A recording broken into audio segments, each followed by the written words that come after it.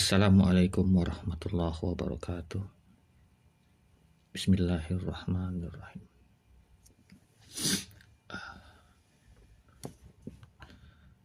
Menyampaikan kebesaran Allah Subhanahu wa taala pada hakikatnya adalah menyelamatkan iman kita kepada Allah Subhanahu wa taala.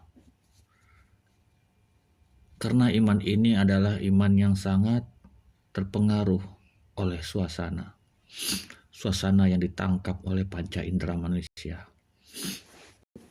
Sementara kebesaran Allah Subhanahu wa taala ini adalah sangat besar. Tidak semua bisa ditangkap oleh panca indera. Sehingga apa ditangkap oleh panca indera ini lebih karena pandangan atau pendengaran yang bersifat fana.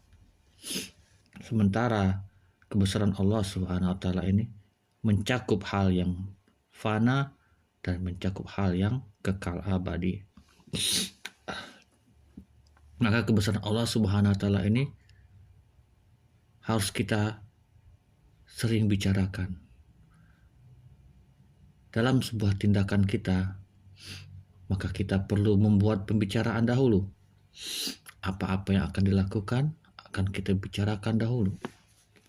Sebelum bicara pun kita akan memikirkan apa yang akan saya bicarakan. Namun memikirkan apa yang dibicarakan ini tidaklah sulit. Tidaklah sulit sebagaimana menyampaikan, membicarakan kebesaran Allah SWT. Karena membicarakan kebesaran Allah SWT menyangkut banyak hal.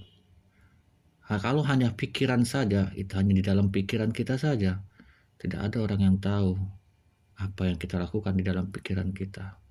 Tetapi apabila kita sudah berucap, berkata, maka semua orang akan tahu, semua orang akan dengar. Maka karena inilah beratnya menyampaikan kebesaran Allah Subhanahu wa taala, karena di dalam hati kita ini masih ada rasa tidak meyakini sesungguhnya, sebenar-benarnya kebesaran Allah Subhanahu wa taala itu. Sehingga masih menganggap selain Allah itu besar, selain Allah itu berkuasa, selain Allah itu berpengaruh. Padahal tidak sama sekali. Maka itu mulailah dari pembicaraan menyampaikan kebesaran Allah Subhanahu wa taala. Tidak ada yang perlu kita khawatirkan selain kepada Allah Subhanahu wa taala. Kita khawatir tentang rezeki kita? Tidak, karena itu adalah sudah menjadi jaminan Allah Subhanahu wa taala. Yang kita khawatirkan adalah jangan sampai kita bertindak tidak sesuai dengan yang Allah suruh.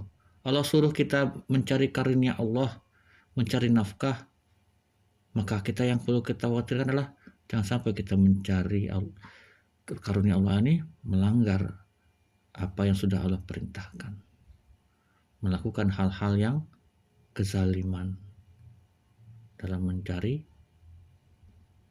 karunia Allah.